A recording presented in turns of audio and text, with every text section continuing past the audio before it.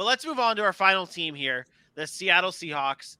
And there's only one thing I want to talk about here. I know we talked about the running backs enough. We've already went through the Rashaad Penny talk. There's only one thing that needs to be discussed when talking about the Seattle Seahawks. And I'm not going to say any more than DK Metcalf and Tyler Lockett.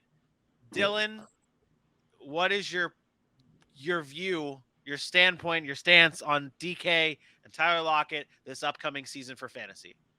It makes me sick. It makes me sick. It does. I went hard the last time. I went hard, and I'm ready to go hard again if old Soup Boy down there wants to try it. DK Metcalf.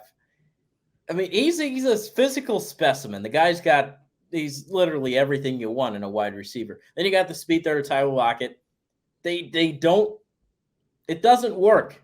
It doesn't. The two. Every other game, they tend to have great fantasy weeks, and you lose a Russell Wilson. You had that with Russell Wilson, where one of them dropped big numbers, the other one was all right. And I love consistency as a fantasy player. You don't get consistency from those guys.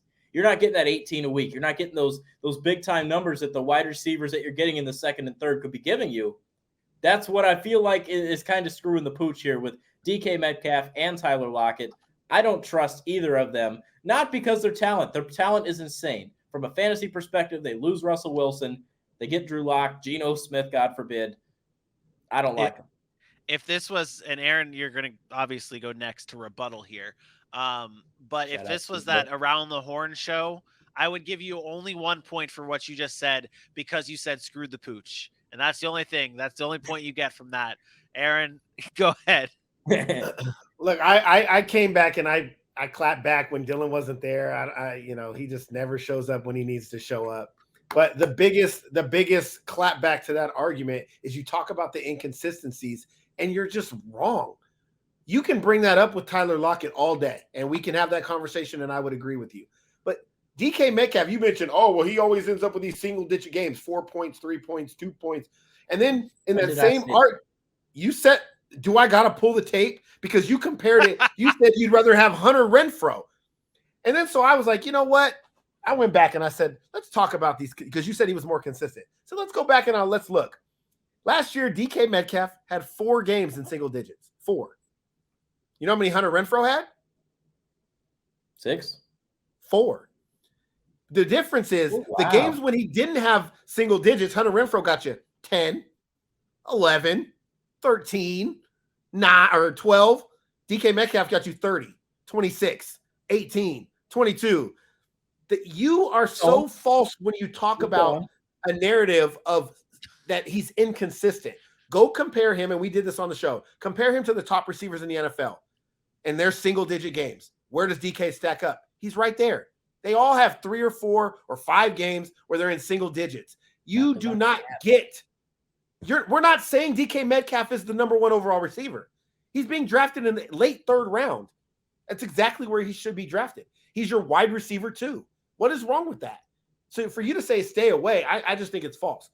I think the impact at quarterback is going to play a role big time for Tyler Lockett. We talked about the deep ball throwing of a Russell Wilson, his accuracy, the ability to make those big plays. I think you're spot on there. DK Metcalf, on the other hand, he's the guy that's going to win a 50-50 ball. He's a big body that's going to win over the middle. He's a big body Drew Lock's going to look at when he's scared and just throw it to, and he's going to make that catch. I don't think DK Metcalf at his ADP is quarterback proof. He is Terry McLaurin. He is those guys. Allen Robinson. He's Deontay Johnson. Doesn't matter who the quarterback is. DK Metcalf will be a wide receiver too when it's all said and done. But he has the upside with great quarterback play of being a top 5 receiver in this league. And that's, to me, I'll take that all day long because I know what I'm going to get at the end of the season. It's as simple as that. Can I ask if this compares? Don't need to slap me if you want. Drive here this weekend, slap me, do whatever you want. If you look 2016, Allen Robinson was coming off his insane year, right? Opposite receiver. This was just 1 year base, but bad quarterback play, 50-50 baller, physical specimen, Allen Robinson. Allen Hurns, on the other hand, had 1,000 yards as well coming off that year. 2 solid receivers going into that year. Do you feel that DK Metcalf is sort of ranked how Allen Robinson was in 16 with quarterback proof, if you will? I don't know. I think the quarterback play is baked into his ADP. I think the only reason DK Metcalf is not a wide receiver, top 10 wide receiver is because of quarterback play. Yeesh. Like DK Metcalf, he can never do this because it's what if game. If you give DK Metcalf a quarterback that is going to get him the football, he is going to be a top wide receiver. Remember, we talked about DK Metcalf having a bad year last year. Russell Wilson is the one that didn't play very well last year. People were talking about Russell Wilson not being at his best. He got injured. That DK Metcalf suffered. We saw what DK Metcalf did when Geno Smith came in. He was able to produce with Geno Smith already. He showed he could do that. I think this guy is matchup proof. Seattle is going to be behind in a lot of games because they're not a very good football team. I am not scared of DK. Matter of fact, I hope everybody is, because he will be on many of my teams if he's available in that 3rd round, and I can take him as my second wide receiver. I just think it's great value, and I think it's already baked in. You don't need to worry about having to stress, oh no, is the quarterback play going to be good enough for me? I don't think it matters. I'm starting to get more sold on the guy, and I'm sitting here and I'm thinking, you know, what are you guys laughing at? That's the 2 straight mornings you guys chuckle at me at this hour. You're just great for this show. You're a good character, buddy. Yeah.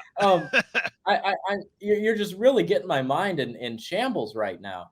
I think this dude could put up Randy Moss numbers with a Kirk Cousins.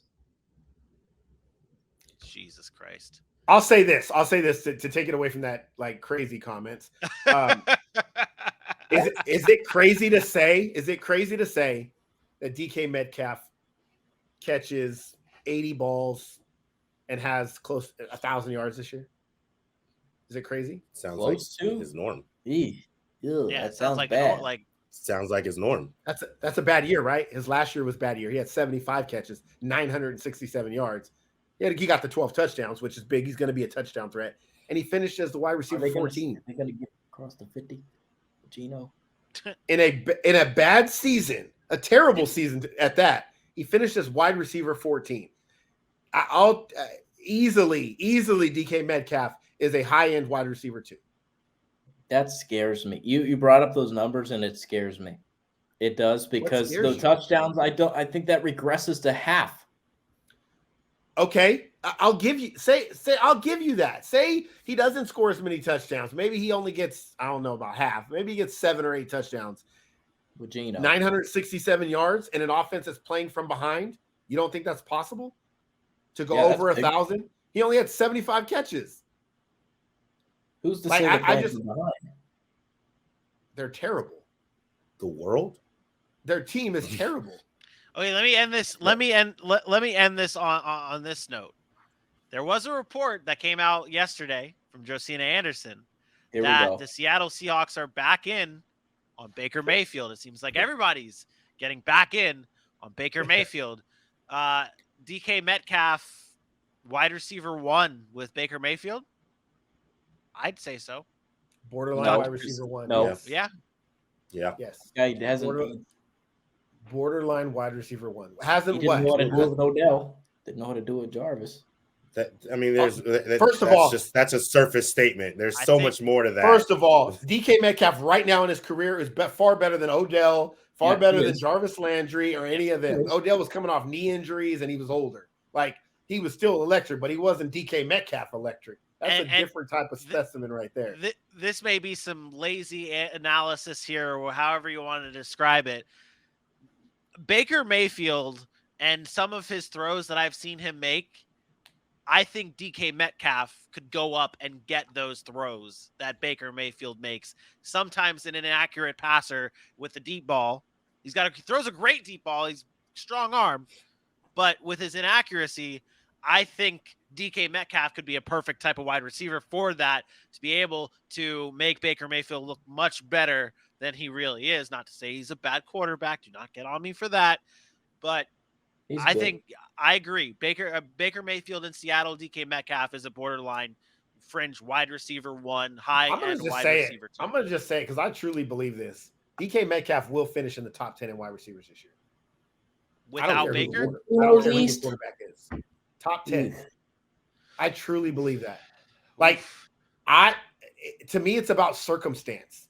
And the circumstances are, give me all the shares of teams that are playing from behind that have to throw the ball 40 times a game and they get garbage points. I love it all. I'll take it all.